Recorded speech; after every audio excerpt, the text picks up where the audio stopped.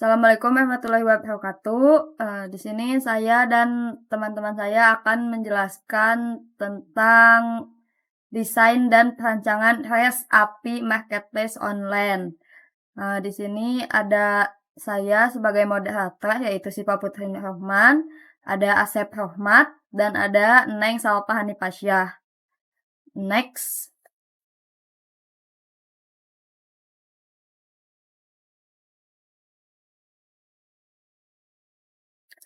Nah, di sini saya akan menjelaskan tentang latar belakang terlebih dahulu. Perkembangan e-commerce yang semakin pesat membutuhkan sistem back-end yang mampu mengelola data secara terstruktur, aman, dan efisien. Back-end berperan penting dalam mengatur proses login, pengelolaan produk, transaksi, serta penyimpanan data ke dalam database.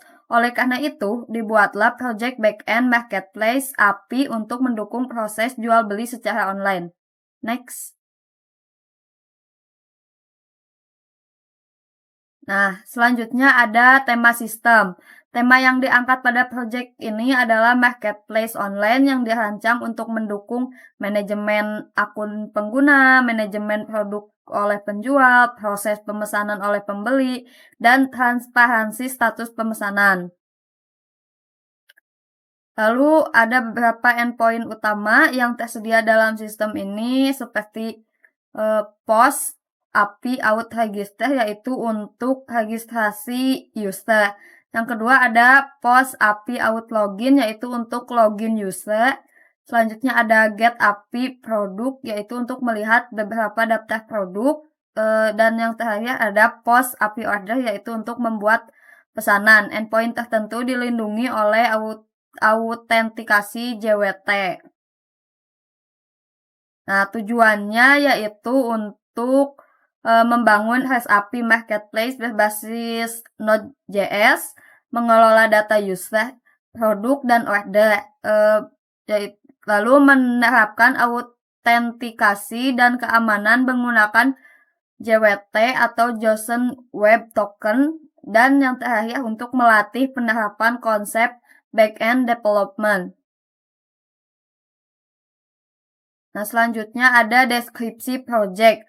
Back-end Marketplace API adalah sebuah sistem back-end yang digunakan untuk mengelola proses jual beli online. Sistem ini menyediakan berbagai endpoint yang dapat digunakan oleh klien, front-end atau mobile app untuk melakukan proses registrasi, login, melihat produk, dan melakukan pemesanan. Nah, selanjutnya akan dibacakan oleh Salpa. Adapun perancangan database dirancang menggunakan model relasional untuk menjaga konsisten integritas data. Entitas utama meliputi user, products, order items. Next. Adapun teknologi yang digunakan dalam proyek ini antara lain Node.js, Express, MySQL, JSON Web Token atau JWT, Postman, API Testing. Keamanan database diterapkan melalui password hosting, penggunaan key, validasi data input. Pendekatan ini bertujuan untuk mencegah kebocoran data dan kesalahan transaksi. Perancangan endpoint API. Endpoint API dirancang mengikuti prinsip RESTful dengan menggunakan HTTP method get, post, put, delete, URL yang konsisten, response code standar, format data. Next. Keamanan dan autentifikasi. Keamanan sistem diterapkan menggunakan JSON Web Token. Token digunakan untuk memverifikasi identitas pengguna, otorisasi akses endpoint, menjaga sistem tetap stateless. Selain itu, middleware digunakan untuk memverifikasi token sebelum request diproses oleh server. Arsitektur sistem. Sistem backend marketplace ini menggunakan arsitektur client service alur sistem. Klien mengirimkan request ke API. Data disimpan atau diambil dari database MySQL. API mengirim respon dalam bentuk JSON. Next.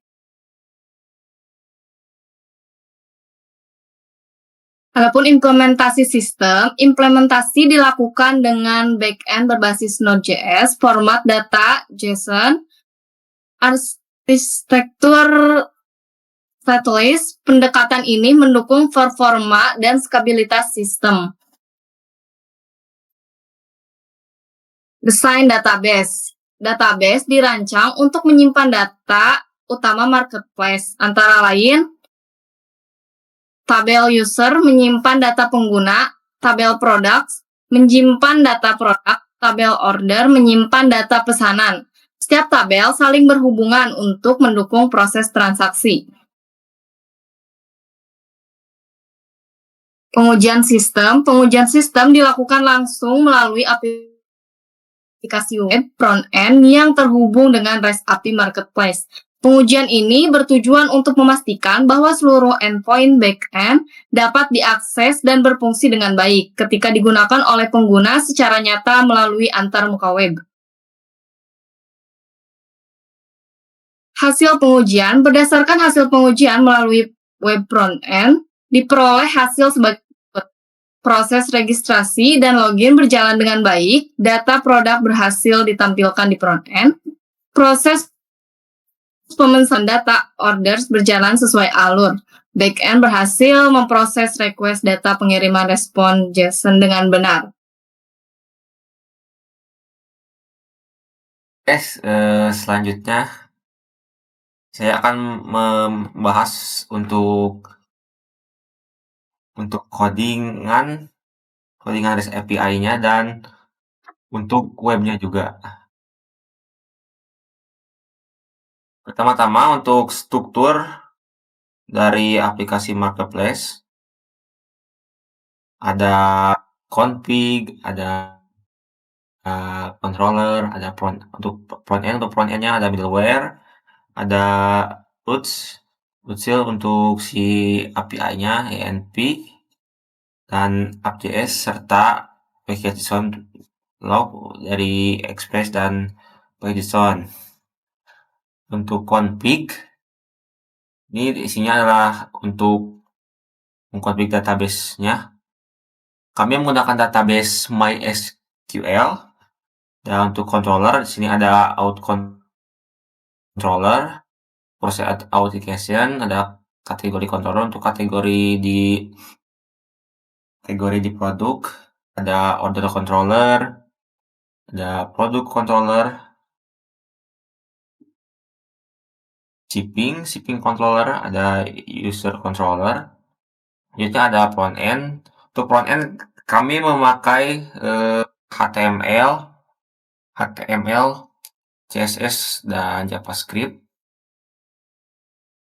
Ada CSS-nya, ada admin, ada CSS, ada HTML dan juga JS-nya. Di sini untuk JS dan CSS itu beberapa file HTML-nya, untuk JS dan CSS itu digabung biar lebih mudah aja gitu. Selanjutnya ada middleware, ada authentication, ada role ini untuk membatasi dalam sistemnya. Ada beberapa beberapa hal yang hanya bisa diakses oleh admin. Juga validation untuk memvalidasi seperti email, password, dan namanya. Selanjutnya ada node module ini dari yang diinstal untuk yang dibutuhkan untuk program ini. Untuk roots ada authentication, kategori, product, untuk shipping, dan user. Juga di sini ada util Raja Ongkir. Di sini kami memakai API dari Raja Ongkir. API-nya yaitu kami request untuk menghitung ongkir. Jadi kami merequest misalnya ada berat, terus kalau misalnya kotanya, misalnya di Bandung ke Jakarta. Nah, kita request ke Raja Ongkir, nanti eh, Raja Ongkirnya memberikan jawaban. Misalnya JNE nih, JNE misalnya dari Jakarta ke Bandung 17.000, langsung ada si jawaban sama Raja Ongkirnya. Selanjutnya ada ENP, ada localhost, root, marketplace, database, dan API key publiknya. Selanjutnya ada app.js juga. Oke, di sini kita akan merunning code-nya. Kita hentikan dulu.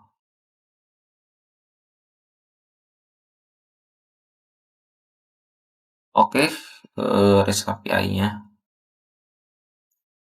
bisa berjalan ya. Selanjutnya kita buka webnya.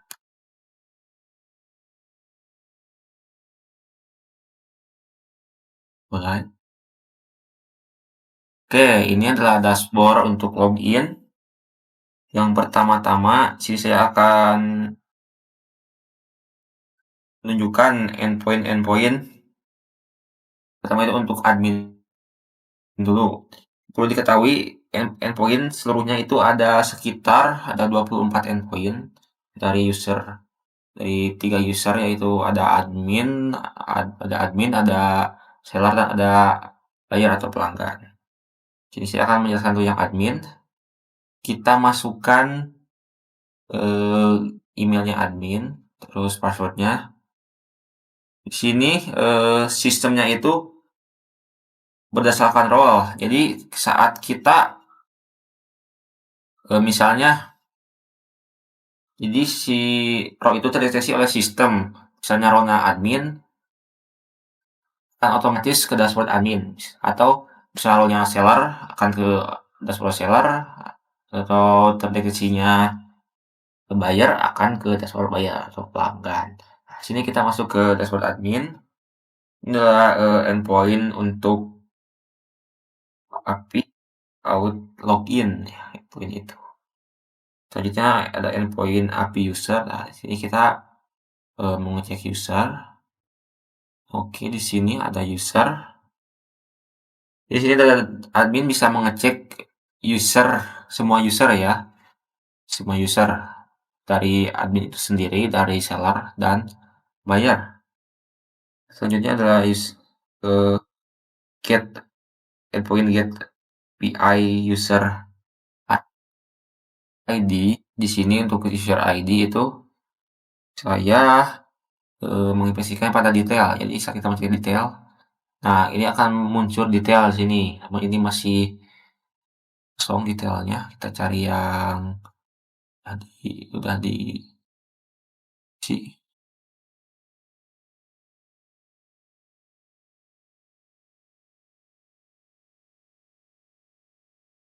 ini detailnya ada Panipa, alamatnya Labuan, nomor teleponnya 0214. Selanjutnya put API user ID, yaitu mengedit si usernya. Nah, di sini ini kan sudah di user ID-nya. Misalnya kita tinggal masukkan yang diedit, misalnya di sini Sukabumi address-nya, nomor teleponnya ini, save, update berhasil, baik. Nah, nanti sudah terupdate ya tuh, sudah terupdate. Selanjutnya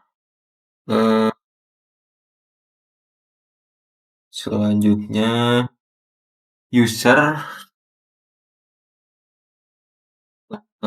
selanjutnya delete API user ID.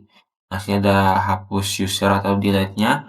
Ini berdasarkan ID-nya, misalnya yang 15 nih, ID 15 user.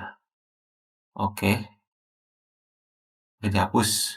Udah ya, menghilang. udah terhapus, terbaca si API ininya.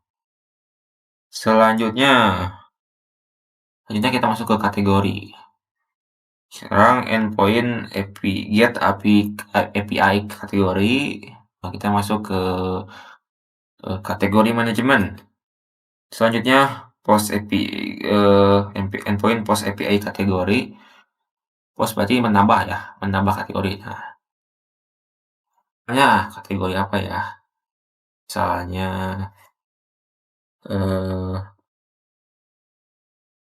yang belum ada, kesehatan misalnya. Kesehatan. Deskripsi. Obat misalnya. Kita save, disimpan. Nah, udah nambah ya kategori bekerja. Selanjutnya endpoint put API categories by ID. Nah, kita mengedit ya by ID. Jadi saat kita edit nih, nah, ini susah langsung by ID ya, langsung by ID. Nah, ini edit dulu, misalnya ini elektronik dan smartphone misalnya, ini mengedit aja ya. Hapus aja kita. Sip. Oke. Nah, terhapus ya, terhapus. Selanjutnya, delete API categories by ID. Kita menghapus misalnya yang elektronik deh, elektronik ada 2. Kita hapus kategori ini. Oke. Nah, berhasil ya. Berhasil, bisa terhapus. Selanjutnya kita masuk ke endpoint order. Ke endpoint order, langsung ke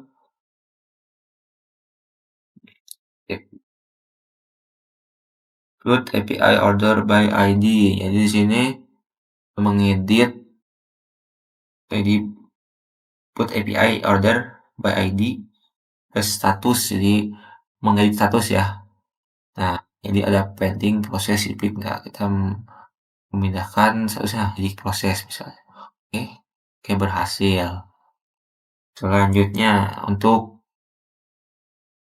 in admin sudah selesai ya. Selanjutnya ada endpoint seller. Kita ke register dulu untuk tambah seller. Misalnya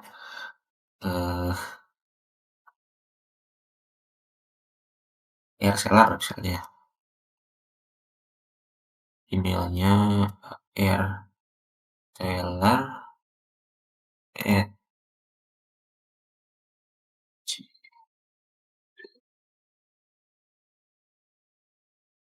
gmail.com.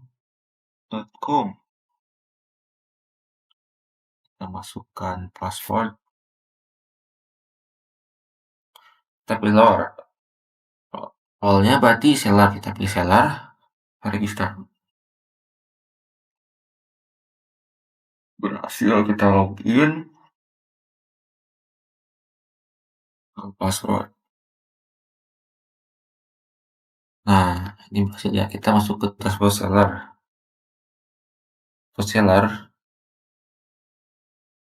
Pertama kita tadi kan udah endpoint register dan ini endpoint login. Selanjutnya endpoint API produk, post produk ya. Kita ke produk, kita tambah produk. Jadi ada nama, deskripsi, price, stock, kategori, image. Misalnya kita nambah kemeja. Sama kemeja. Kotak.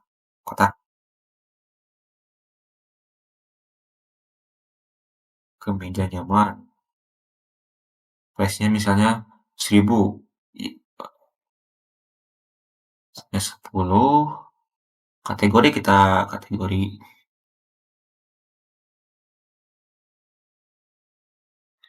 Ini untuk endpoint kategori juga ya. Endpoint get API kategori by ID dan kategoris. Kita ke di passion dan image URL. Di sini berdasarkan untuk foto masih berdasarkan link. Kita cari fotonya dulu di Google. Kemeja kotak.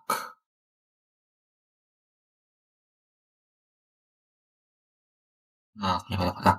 Ya, jadi ganteng nih. Kita copy image address. Kita masukkan image-nya. Selanjutnya, save. Nah, sudah tersimpan. Selanjutnya, endpoint put API product PID. Edit ini misalnya, edit mouse, tambah kategori di sini. Misalnya ini elektronik. Save.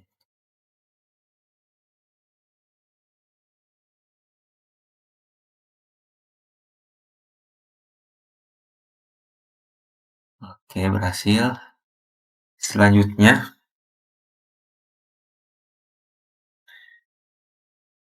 produk PID yang delete-nya ini, delete.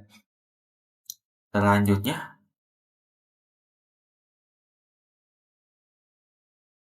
ini edit nih. Editnya ke dashboard. Kita tinggal, oh ini belum. Get API order start. Sini order yang masuk ke kita ya. Yang perlu kita jual ini masuk. Logout. Kita register akun untuk bayar. Nah, sini Salpa gmail.com.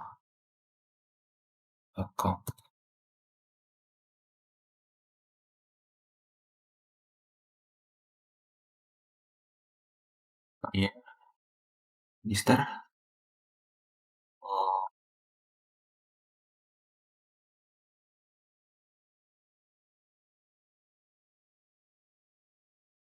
di sini Bapak endpoint ada cari produk ini API produk plus ID. Selanjutnya ada API kategoris di sini, kategoris dan kategoris by ID, tapi ada kategori.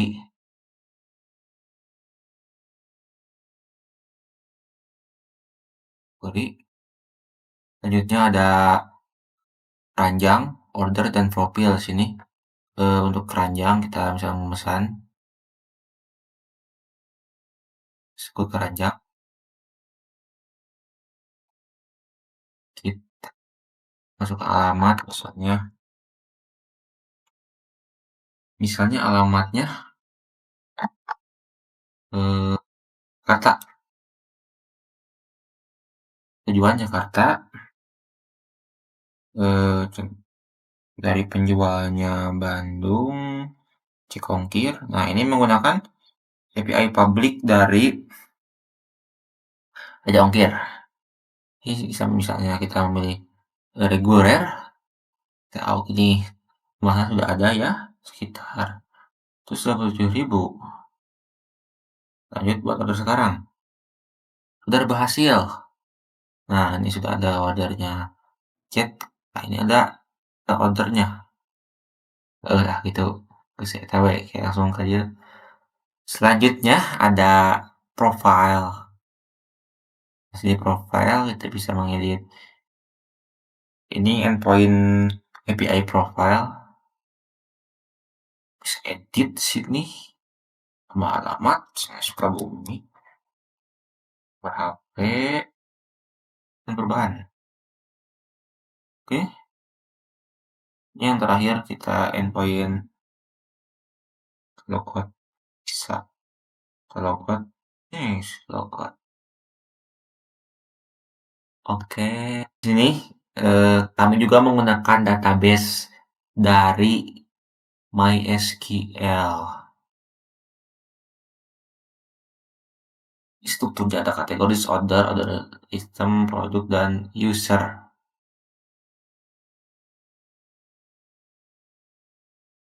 Ya mungkin hanya sekian untuk penjelasan sistemnya. Kesimpulannya, backend marketplace API menghasilkan dibuat kan ya backend kesimpulannya backend marketplace API berhasil dibuat dan dapat berjalan dengan baik. Sistem ini mampu mengelola data marketplace serta menerapkan keamanan menggunakan JWT JSON Web Token. Proyek ini masih dapat dikembangkan lebih lanjut dengan menambah fitur, menyempurnakan fitur, mengirim notifikasi dan yang lebih advance dan pentingnya. Oke, sekian dari kami presentasinya. Terima kasih. Wassalamualaikum warahmatullahi wabarakatuh. Beres.